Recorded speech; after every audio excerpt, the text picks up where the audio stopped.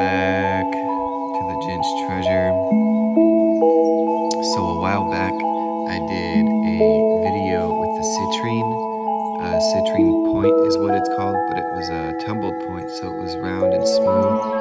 And I showed the most simple form of wrapping, which is just like one strand of wire, and it just spirals around the body of the crystal. And for that video, I actually did not have enough length on the wire that it actually ended up not being a good wrap. I mean, it certainly looked good for the video and for demonstration purposes, it worked, but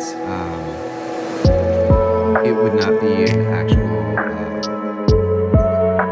good pendant just because the crystal, it was so short that the crystal would probably just drop right out of the wrap. So today, what we're going to do, this is a treated quartz, and you can actually see it how it almost looks like a metallic. That's because it's heat treated, and that's what brings out this color. It's probably also chemically treated, which is probably, in my opinion, just one step away from just a complete synthetic crystal, which I'm not necessarily a big fan of. However, it does look pretty, so it does make sales. Just like a synthetic crystal known as opalite, which is not real opal, is a synthetic stone that just looks pretty, and so it does make sales. However, it is not something that personally I'm a fan of, although I'm not opposed to wrapping. So today we're going to wrap this one because I have a little stock of these that I've just kind of been staring at, thinking, my little dog Cody tried to jump up on the couch.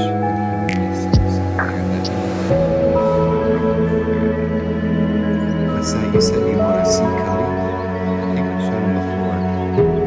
This is Cody. Hello, Cody. Alright, back to crystals. Yeah, so I got this one from a crystal vendor. It's a really sweet lady. Natasha is her name. And she sells crystals at the mall. And she used to be a wire wrapper herself. Anyway, this is completely irrelevant backstory. That's how I came across these crystals. And I thought, I should pick up a few of those, because just like opalite, I know that they make the sales regardless of their how they came to be looking like that, how it's completely unnatural. Okay, so let's hope that this is enough wire. I kind of just eyeball this, and I generally use like my hand or my arms for length measurement. Looks like this one is going to be from the bottom of my wrist to the bend of my elbow inside. And so from here, another thing that I want to do as like a unique challenge today is I have, instead of my favorite set of pliers, I have, because I've got them for a workshop that I'll be doing, and rather than unpack, I'm just going to use this spare set of pliers that's actually like electrician's pliers.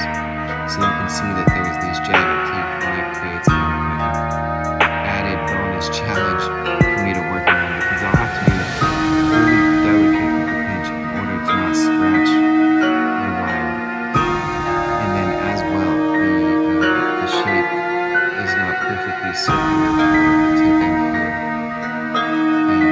And so that would be another challenge for a loop, which I'll go back here. So to start, just like I said, we're going to start with the loop. And to do the loop, I pinch down on the tip of the pliers. Actually, I won't pinch down on the tip of the pliers. I'll use the flat part of the pliers right here and pinch and bend into like a 98-degree angle, as you can see. And then from there, I'm going to take the tip of the pliers, very delicately apply a very minimal amount of pressure as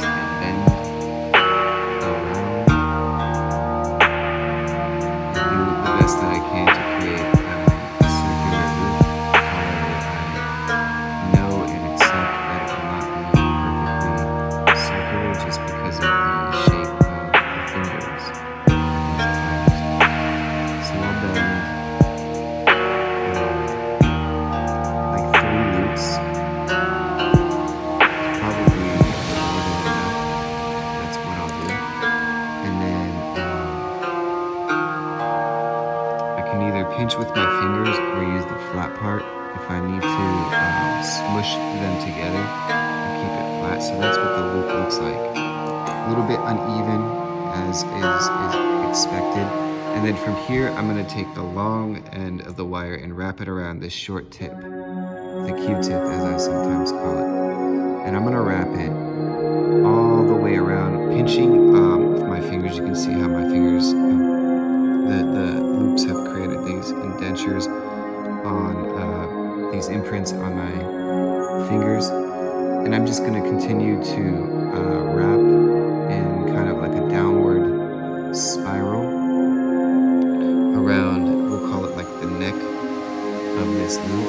And then from this point on, we're going to tuck whatever we decide to be the top end of the crystal. I'm going to decide this blue top is going to be the top end. I'm going to tuck that right underneath there, and then carefully at like a, say, 30-degree angle or so, pointed downwards, I'm just going to continue the spiral, which is a little difficult at the first part of it, but then as you continue wrapping, it gets a little easier.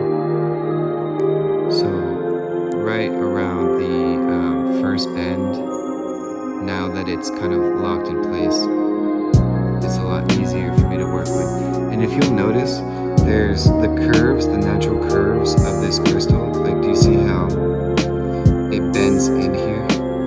And I use that bend as kind of like the anchor point. And then as well, there's like a little divot right here, and I use that as the secondary anchor point. And as I curl the wire or spiral it around, I'm just looking for those anchor points, because those are going to be the key to creating the wrap perfect, or perfectly secure, maximum security. Like here, right in that right there, that's where I'm going to aim for my next wrap to go around. And then now I've completely wrapped around the crystal body, and I have a little bit left to work with, so I'm just going to twist a little spiral at the end, spiral coming this way. And then for the very last little bit, I'm actually going to do like a true spiral. Not that this is kind of like a spiral, but it's like a cone spiral.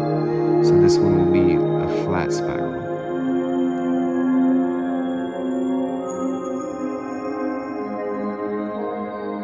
And then to make sure that it's flat, I use the flat part of the pliers as I finish the wrap. So it's a pretty small spiral, just like one loop around, but it is sufficient enough, and then I can